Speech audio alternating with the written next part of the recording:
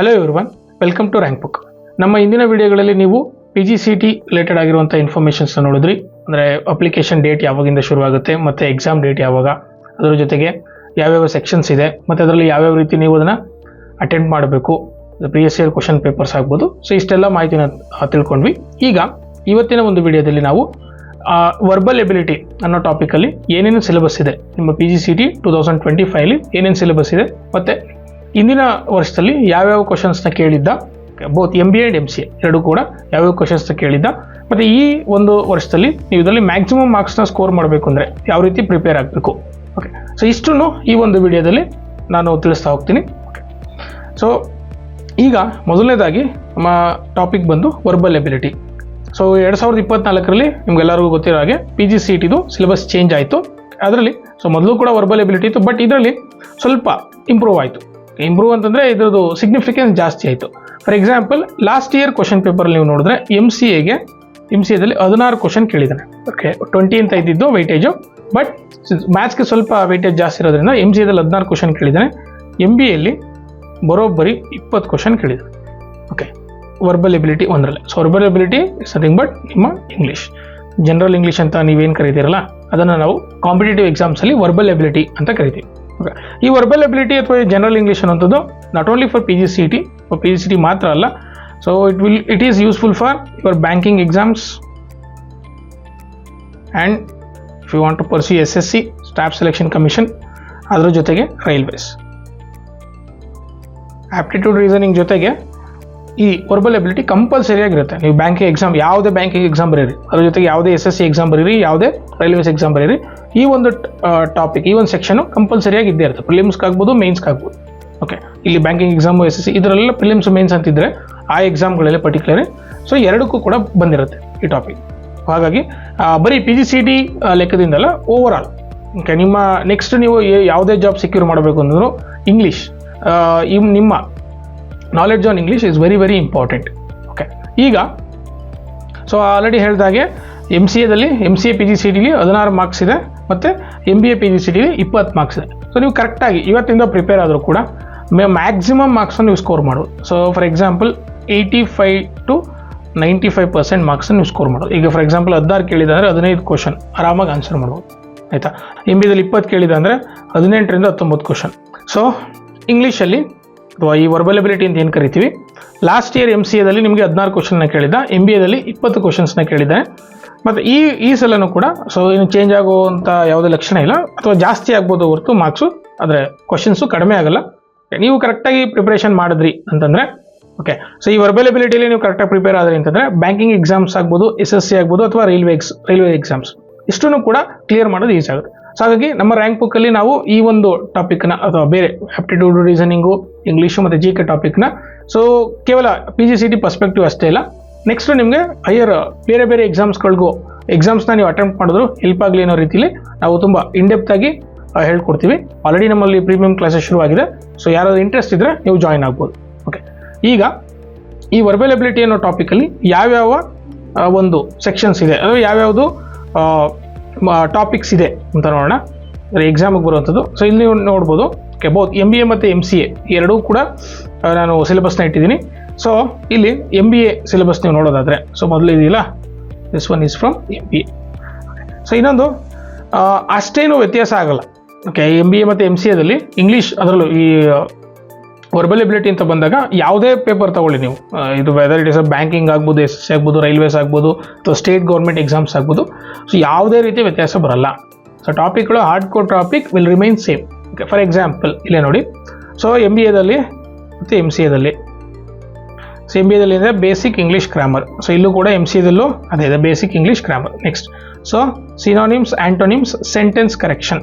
Synonyms, antonyms ಮತ್ತು sentence correction. So ಇಲ್ಲಿ synonym, antonym ಅಂತ ಕೊಡೋದ್ರ ಬದಲು ಇಲ್ಲಿ ನೋಡಿ, ಸೊ ಸಿನೋನಿಮ್ಸು ಮತ್ತು ಆ್ಯಂಟೋನಿಮ್ಸ್ ಇದೆ, ಸೆಂಟೆನ್ಸ್ ಕರೆಕ್ಷನು ಅದೇ. ಕ್ಲಿಯರಾ? ನೆಕ್ಸ್ಟ್ ಸೊ ಇಲ್ಲಿ ಇದ್ರ ಜೊತೆಗೆ ಸೆಂಟೆನ್ಸ್ ಕರೆಕ್ಷನ್ ಆಯಿತು. ಸೊ ಇವೆರಡನ್ನೂ ಸೇರಿ MCAದಲ್ಲಿ ಏನು ಕೊಟ್ಟಿದ್ದಾನೆ, ವೊಕ್ಯಾಬ್ಯುಲರಿ ಅಂತ ಕೊಟ್ಟಿದ್ದಾನೆ. ಸೊ ಅಂದರೆ ವರ್ಡ್ ಮೀನಿಂಗ್. ಓಕೆ, ಕೆಲವೊಂದು ಈಗ ನಾನು ಲಾಸ್ಟ್ ಇಯರ್ ಕ್ವಶನ್ ಪೇಪರ್ ತೋರಿಸ್ತೀನಿ ನಿಮಗೆ, ಯಾವ್ಯಾವ ಕ್ವಶನ್ ಬಂದಿತ್ತು ಲಾಸ್ಟ್ ಇಯರ್ ಅಂತ. ಸೊ ಒಂದು ವರ್ಡ್ ಕೊಟ್ಟು ಸಿಂಪಲ್ ಆಗಿರುವಂಥದ್ದೇ. ಸೊ ಅದ್ರದ್ದು ಸಿನೋನಿಮ್ ಅಂದ್ರೆ ಏನು, ಅದಕ್ಕೆ ಅರ್ಥ ಏನು ಅಂತ ಕೇಳ್ತಾನೆ. ಕೆಲವೊಂದು ಸಲ ಮೊದಲೇ ಏನು ಮಾಡ್ತಿದ್ದೆ ಅಂದರೆ ಸ್ಟ್ರೇಟ್ ಫಾರ್ವರ್ಡ್ ಆನ್ಸರ್ ಇರೋದು. ಓಕೆ, ಸೊ ಒಂದಕ್ಕೆ ಅದೇ ಅರ್ಥ ಬರೋದು, ಬೇರೆ ಬೇರೆದು ಬೇರೆ ಬೇರೆ ಆಪ್ಷನ್ಸಲ್ಲಿ ಅದಕ್ಕೆ ಅರ್ಥ ಇಲ್ಲದೇ ಇರೋ ಥರ ಇರ್ತಿತ್ತು. ಇವಾಗ ಹಂಗಲ್ಲ, ಸಿಮಿಲರ್ ಅರ್ಥನೇ ಬರುತ್ತೆ. ಕ್ಲೋಸೆಸ್ಟ್ ಮೀನಿಂಗ್ ಯಾವುದು ಅಂತ ಕೇಳ್ತಾರೆ. ಓಕೆ, ಸೊ ವರ್ಷದಿಂದ ವರ್ಷಕ್ಕೆ complexity of the question paper has been increasing consistently. Okay, so ಆ ಟ್ರೆಂಡನ್ನು ನಾವು ಕ್ಯಾಚ್ ಮಾಡಿ ಅದೇ ಥರ ನಾವು ಪ್ರಿಪೇರ್ ಆದರೆ ಮ್ಯಾಕ್ಸಿಮಮ್ ಮಾರ್ಕ್ಸ್ನ ಸ್ಕೋರ್ ಮಾಡ್ಬೋದು. ಸೊ ಯಾವ ರೀತಿ ನೋಡೋಣ. ಅದಾದಮೇಲೆ ಸೊ ಇಲ್ಲಿ MCAದಲ್ಲಿ ಕಾಂಪ್ರಿಹೆನ್ಷನ್ ಅಂತಿದೆ. ಸೊ ಇಲ್ಲಿ ಕಾಂಪ್ರಿಹೆನ್ಷನ್ ಅಂತಿದೆ ಮತ್ತು ಇಲ್ಲಿ ಕೊಟ್ಟಿಲ್ಲ ಅಂತಂದರೆ ಓಕೆ, ಸೊ ಇಲ್ಲಿ ಕೊಡಲ್ಲ ಅಂತಲ್ಲ. Okay, there might be chances. Okay, MBAದಲ್ಲೂ ಕೂಡ ಅದು ಅಪಿಯರ್ ಆಗ್ಬೋದು. Next one word substitution. Okay, one word substitution ಅಂದರೆ ಈಗ ಒಂದು ಪ್ರೋಸೆಸ್ಗೆ ಅಥವಾ ಸುಮಾರು ಅರ್ಥ ಬರುವಂಥದ್ದಕ್ಕೆ ಒಂದು ವರ್ಡ್ ಏನು ಅಂತ. ನಾನೊಂದು ನಿಮಗೆ ಎಕ್ಸಾಂಪಲ್ ಕೊಡಿದರೆ ಸರ್ಪ್ಲಸ್ ಅಂತ ಒಂದು ವರ್ಡ್ ಇದೆ. ಓಕೆ, ಸರ್ಪ್ಲಸ್ ಅಂದರೆ ಏನು ಸರ್?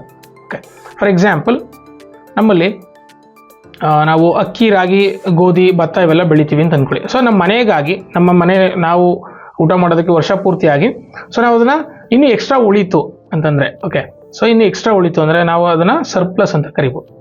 ಅದು ಬೇರೆ ಯಾವುದಕ್ಕಾದರೂ ಅದು. ಸೊ ನಮ್ಮ ಹತ್ರ ಸರ್ ನನಗೆ ಸಂಬಳ ಇಷ್ಟು ಬರ್ತಾ ಇದೆ, ಖರ್ಚಿಗಾಗಿ ಇನ್ನಿಷ್ಟು ಉಳಿತಾ ಇದೆ ಅಂತಾರೆ. ಸೊ ನಾವು ಎಕ್ಸ್ಟ್ರಾ ಅಮೌಂಟನ್ನ ನಾವು ಸರ್ಪ್ಲಸ್ ಅಂತ ಕರಿತೀವಿ. ಓಕೆ, ಈ ರೀತಿ ಕೆಲವೊಂದು ಪದಗಳು ಸಿಂಪಲ್ ಆಗಿರುತ್ತೆ. ಸೊ ಇದನ್ನು ನಾವು ಡೈಲಿ ಯೂಸೇಜ್ ವರ್ಡ್ಸ್ ಅಂತ ಕರಿತೀವಿ.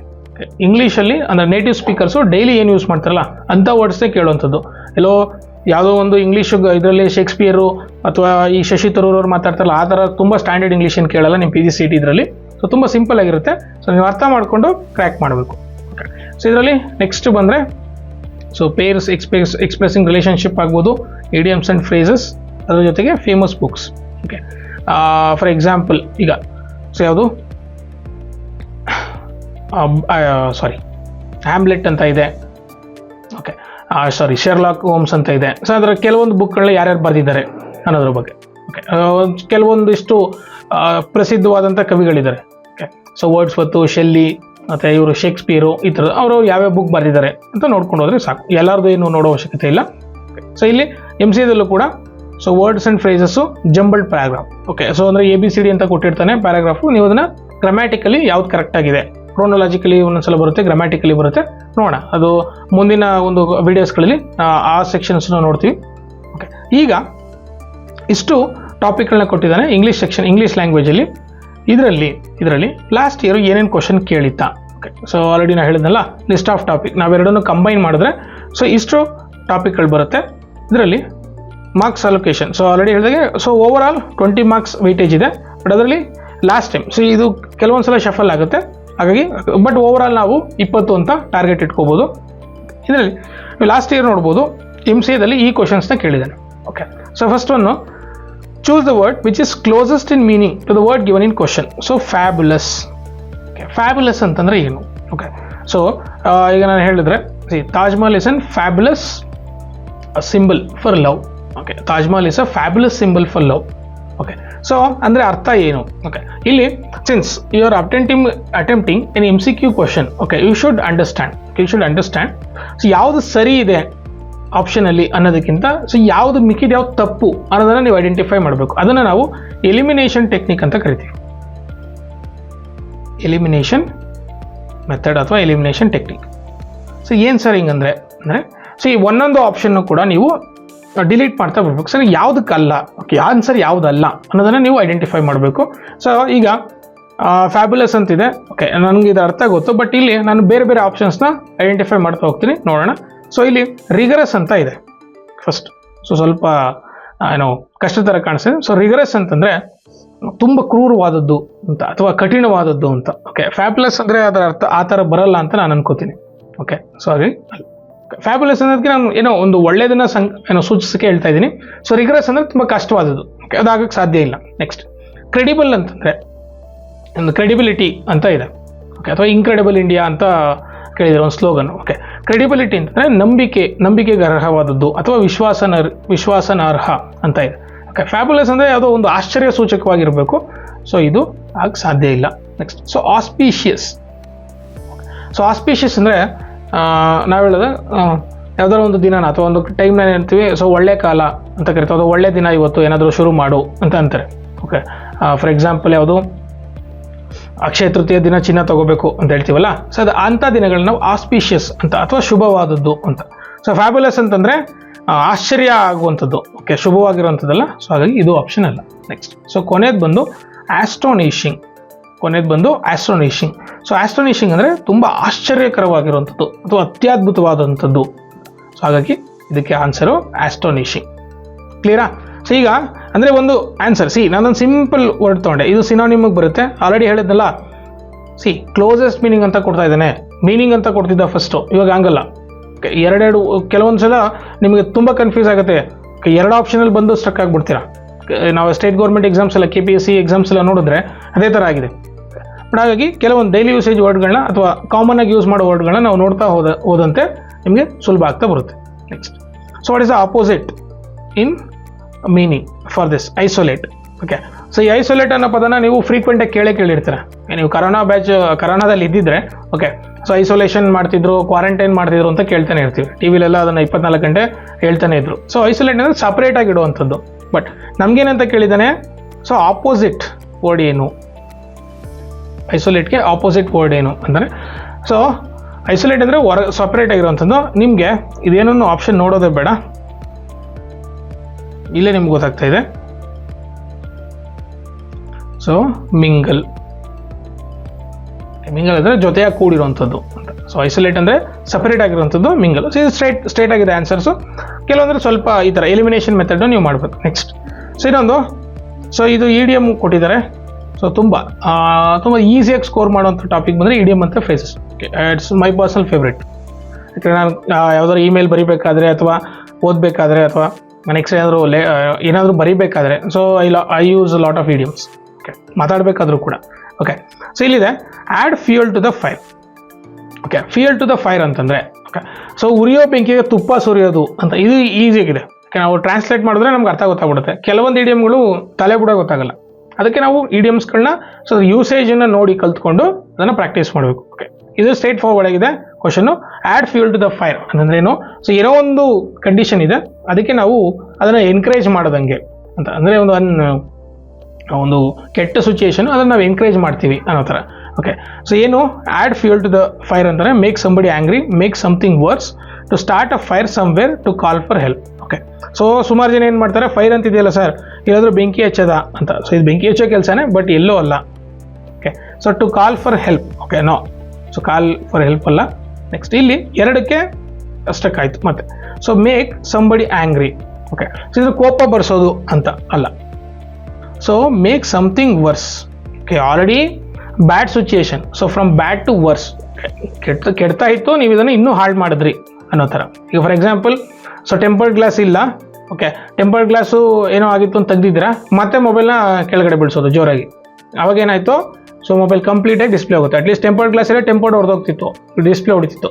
ಬಟ್ ಈಗ ಎರಡೂ ಹೋಯ್ತು.